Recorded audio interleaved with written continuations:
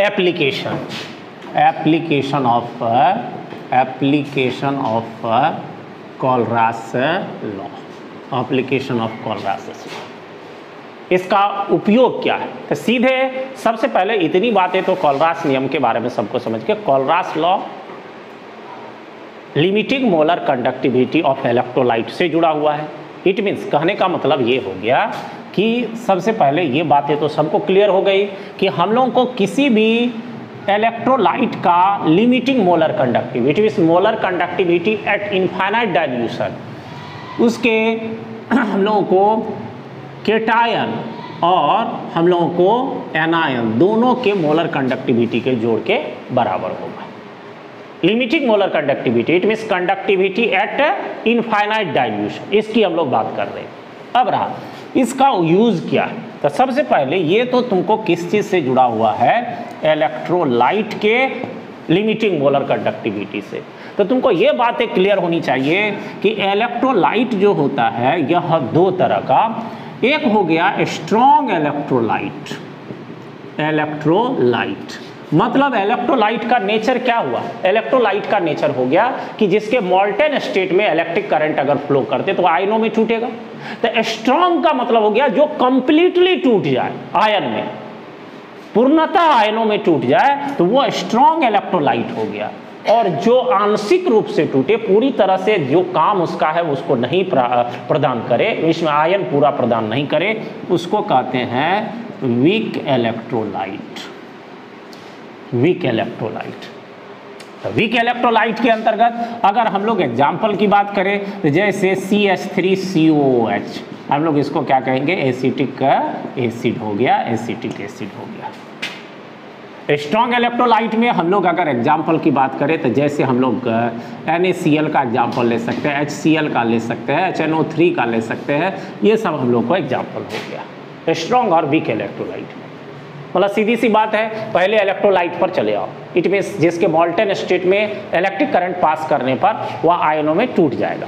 जो कंप्लीटली टूट जाएगा वो स्ट्रॉन्ग इलेक्ट्रोलाइट, और जो पार्शियली टूटेगा इट मीन्स वो हम लोग को वीक इलेक्ट्रोलाइट। इसमें हम लोग को एग्जाम्पल है। तो अब देखो होता क्या है, ये तो पार्शियली टूटता है ना, तो पार्शियली टूटने का मतलब हो गया कि उसका लिमिटिंग मोलर कंडक्टिविटी आसानी से ज्ञात नहीं हो पाता है। तो लिमिटिंग मोलर कंडक्टिविटी को ज्ञात करने के लिए इस वीक इलेक्ट्रोलाइट की लिमिटिंग मोलर कंडक्टिविटी को ज्ञात करने के लिए इस नियम का मदद लेते हैं। अब कैसे मदद लेते हैं, तो हम लोग को यही इसका एप्लीकेशन है, ये हम लोग देखेंगे कि हम लोग कोलरास नियम की मदद से वीक इलेक्ट्रोलाइट के लिमिटिंग मोलर कंडक्टिविटी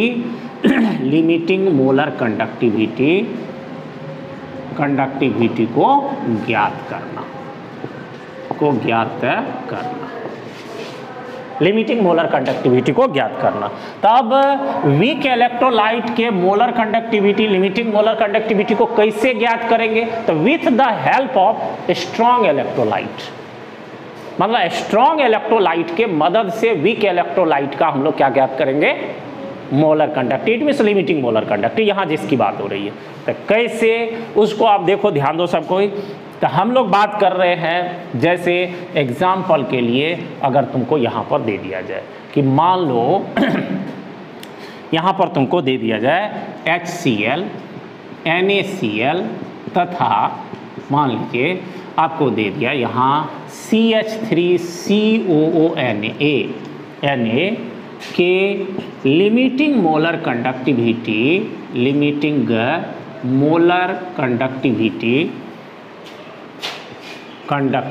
मान लीजिए कंडक्टिविटी क्रमशः तुमको है, मान लो X, Y तथा Z साइमन सेंटीमीटर पर मोल, या हम लोग ऐसे अभी यहाँ पर लगा दें, यूनिट के बारे में बाद में, इतना यूनिट कंडक्टिविटी है या दिया हुआ है मान लो। अब मोलर कंडक्टिविटी यूनिट का हम डिस्कशन हम लोग आगे करेंगे फिर। अब देखो, और तुमको यहाँ पर कह दिया weak electrolyte weak electrolyte CH3COOH, it means acetic acid के लिमिटिंग मोलर कंडक्टिविटी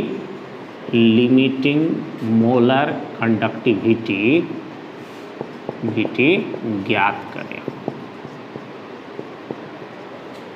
देखो एकदम ध्यान दो, बात एकदम सिलसिलेवार ढंग से कैसे, यहाँ पर हम लोग कैसे ज्ञात कर रहे हैं। तो हम पहले कह दिए कि this is our application of Kohlrausch law. Kohlrausch law का यह प्रयोग है। प्रयोग क्या है कि हम लोग वीक इलेक्ट्रोलाइट का, इट मीन्स जो हम लोगों को वीक इलेक्ट्रोलाइट है, वीक इलेक्ट्रोलाइट क्या है वो हम लोग डिस्कस कर लिए ऊपर, उसका हम लोग को लिमिटिंग मोलर कंडक्टिविटी ज्ञात करेंगे कोलरास नियम के मदद से। अब कैसे ज्ञात करेंगे, तो इसके लिए तुमको क्या होगा, कुछ स्ट्रॉन्ग इलेक्ट्रोलाइट का लिमिटिंग मोलर कंडक्टिविटी दिया होगा और इसके मदद से तुमको वीक इलेक्ट्रोलाइट का एक निकालने के लिए दे दिया जाएगा। अब कैसे ज्ञात करेंगे, तो देखो इसके लिए हम लोग को मदद किसका लेना पड़ेगा, कोलरास का नियम। तो सबसे पहले जिसकी मोलर कंडक्टिविटी दी हुई है उस पर हम लोग कंसीडर करेंगे सबसे पहले। तो हम लोग को दिया हुआ किस किस चीज का है, तो सबसे पहले HCl।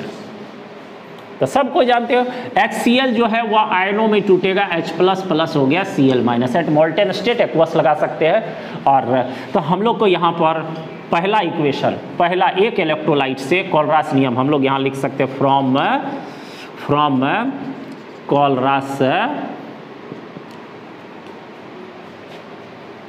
कोलरासस लॉ। तो कोलरास नियम में क्या हो जाएगा, limiting molar conductivity of HCl बराबर हो जाएगा limiting molar conductivity of H+ और limiting molar conductivity of Cl-। इसको हम लोग इक्वेशन फर्स्ट मान लेते हैं।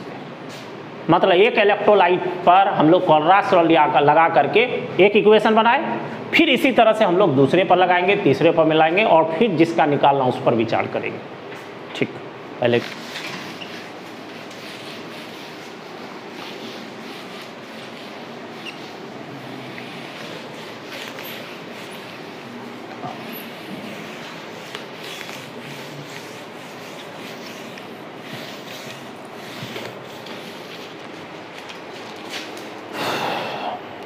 देखिए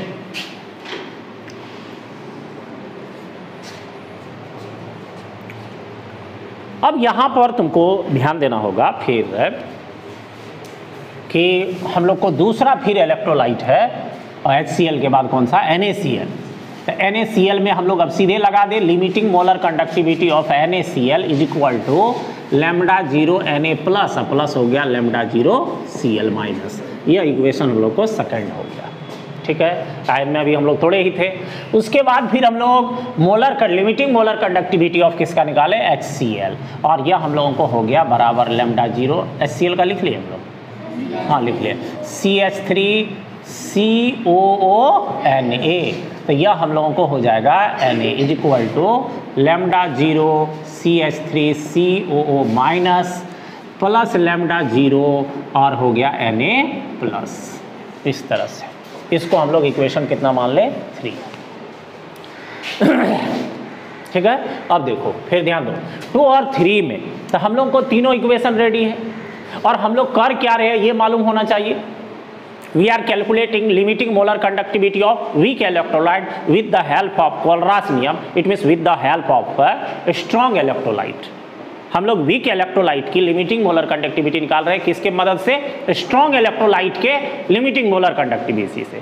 तो अब देखो तो हम लोग निकाल रहे हैं किसका, हम लोग निकालना चाहते हैं π0 CH3COOH, इसका हम लोग निकालना चाहते हैं। तो पहले तो तुमको क्लियर होना चाहिए कि अगर तुम इसका निकालना चाहोगे तो इसके लिए तुमको ये आयन में जो टूटेगा तो ये हो गया λ0 CH3COO minus plus λ0 Na plus, ये तुमको मालूम होना चाहिए। तो इसमें तुम कोई भी कह सकते हो कि अगर हमको ये वाला निकालना है जो सवाल हम लोग को कह रहा है तो इसके लिए हम लोग को क्या चाहिए, इसके लिए हम लोग को इस दोनों की लिमिटिंग मोलर कंडक्टिविटी चाहिए जो इंडिविजुअल आयन है। अगर इस दोनों आयन की मोलर कंडक्टिविटी ज्ञात हो जाए तो दोनों को जोड़ेंगे तो सीधे आ जाएगा किसका, जिसका निकालना है, मीन्स वीक इलेक्ट्रोलाइट का। देखो ना सिंपल, हमको ये निकालना है और इसके लिए हम लोग को ये दोनों आयन का चाहिए। इस दोनों आयन का अगर आ जाए, दोनों को जोड़ेंगे तो इसका आ जाएगा। तो हम लोग अब सबसे पहले इसका मतलब हम लोग इतना तो क्लियर है कि हम लोग को इस दोनों आयन का मोलर कंडक्टिविटी ढूंढना है। किससे? जिसके मदद से निकालना है। किसके मदद से निकालना है? Strong electrolyte. तो हम लोग 3 इक्वेशन है, तीनों में खोजे कि ये आयन कहाँ है। तो हम लोग को CH3CO माइनस हम लोग ये देख रहे हैं कि यहाँ पर है, मतलब तीसरा इक्वेशन में। उसके बाद Na प्लस कहाँ पर है? तो Na प्लस हम लोग देख रहे हैं, हम लोग को यहाँ पर है। Na प्लस नहीं, यहाँ H प्लस हो जाएगा। देखो यहाँ गलती से लिखा गया है H प्लस, इट मीन्स हम लोग को H प्लस चाहिए। तो H प्लस क्या ऊपर वाले में है? नहीं है। इसका मतलब किस में है? या फर्स्ट वाले में। तो देखो, जिस दोनों आयन का तुमको रिक्वायरमेंट है, जिस दो आयन के लिमिटिंग मोलर कंडक्टिविटी का तुमको रिक्वायरमेंट है, उस दोनों इक्वेशन को तुमको जोड़ लेना है। इट मीन्स कहने का मतलब यह है, एक 3 में और एक है 1 में। तो जिस दोनों आयन की तुमको जरूरत है, वो दोनों आयन जिस इक्वेशन में, उस दोनों इक्वेशन को जोड़ लीजिए और जो बचा तुमको इट मीन्स तीसरा, उसको इसमें से घटा दीजिए। यही चीज सबसे मुख्य, यही समझना है। बात समझे? ट्रिक हम क्या बताए कि जिस दो आयन को तुमको जरूरत है, वो दोनों आयन जिस इक्वेशन में है, उस इक्वेशन को तुमको ऐड कर लेना है और उसके बाद रेस्ट जो इक्वेशन बचेगा उसको सब्सट्रैक्ट कर देना है। समझ रहे बात को? चलिए अब हम लोग इसको अप्लाई करें इसमें। तो अब 3 हम लोग को इक्वेशन है, देख लो यहाँ पर हम लोग देखते हैं। तो यहाँ पर हम लोग को limiting molar conductivity of CH3CONA, पहले LHS को जोड़ लेते हैं। तो पहला वाला का LHS क्या है? Limiting molar conductivity of HCl, और उसके -2, तो 2 में हम लोग को है limiting molar conductivity of NaCl। ये तो LHS हो गया। अब हम लोग RHS में आते हैं। तो इसका इंडिविजुअल आयन है, यहाँ पर देखो λ0 CH3COO माइनस, प्लस हो गया तुमको λ0 फिर Na प्लस। अब इसका देखो फिर λ0 H प्लस, प्लस हो गया तुमको λ0 Cl माइनस, और माइनस करना है किसका? 2 वाले का। 2 वाले का मतलब हो गया λ0 Na प्लस, और ये प्लस के जगह प्लस माइनस माइनस ही हो जाएगा, λ0 Cl माइनस। बस जोड़ना घटाना, जैसे इक्वेशन वैसे LHS वाले को LHS कर दिया, RHS वाले को RHS कर दिए। किसी को दिक्कत इसमें? जोड़ घटाव में दिक्कत है तो हम कुछ नहीं कर सकते। ठीक है, अब देखो, अब ध्यान दो। फिर तो हम लोग यहाँ पर अब देखते हैं कि क्या कोई इसमें कैंसिल होने वाला है। निश्चित रूप से कैंसिल होने वाला होगा। अब देखो, जैसे Na प्लस, यह प्लस में, यह भी प्लस में, माइनस में कैंसिल हो गया, समान वैल्यू। Cl माइनस और Cl माइनस, प्लस माइनस, ये भी कैंसिल हो गया। इट में सीधे जिस आयन को बचाना था वो आयन तुमको बच गया है, और इधर बचा है तुमको, देख लो क्या बचा, λ0 CH3CO minus plus λ0 Na plus. Na plus बचा ना, Na H प्लस बचा है। ठीक है, तो H प्लस लिख देगा। ठीक है, और इधर वाला जो है वो तो रहेगा ही कि limiting molar conductivity of CH3CONA plus limiting molar conductivity of HCl, और माइनस हो गया limiting molar conductivity of NaCl। अब देखो, ये दोनों आयन को जोड़ोगे, दोनों आयन को जोड़ोगे तो क्या होगा? तब देखो, ये दोनों आयन को जोड़ोगे तो ये दोनों आयन जोड़ेंगे तो ये ना आ जाएगा। तो इसका मतलब ये हो गया π0 CH3COH, मतलब limiting molar conductivity of weak electrolyte CH3COH। बस इसका मान तुमको दिया हुआ है CH3COH का, कितना? X Y Z क्या दिया हुआ है?